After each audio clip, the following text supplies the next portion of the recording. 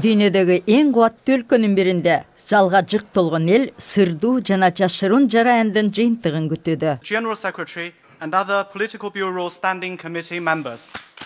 Акыры партия лидерлери чыга келди. Алдыда турган кишинин ролу айкын. Ал эми президент Си Цзиньпиндин артындагы бир уч адам келерки 5 жылда Кытайды башкарат. Бул калыптанып калган салт. Бирок бул жолу бир өзгөчөлүк бар. Такшалган чиновниктердин арасында мураскер боло турган жаш лидер көрүнбөйт. Let us warmly welcome General Secretary Xi Jinping to deliver some remarks. Бул эмнеден кабар берет?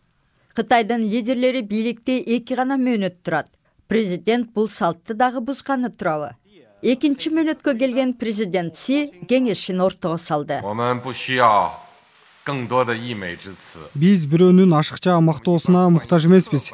Бирок объективдүү маалымат жана конструктивдүү сунуштарды кубаттайбыз. Бул сөз иш менен айкалышкан жок. Бир катар абройлуу эл аралык маалымат каражаттары бул жыйынга чакырылган жок. Кытай бийликтери Economist, Financial Times, New York Times жана башка батыш медиа уюмдарынан кооптонуп турат. Президент Си бийлик тизгинин бекемдеп алды. Эми ал бийликте канча убакыт турууну көздөйт?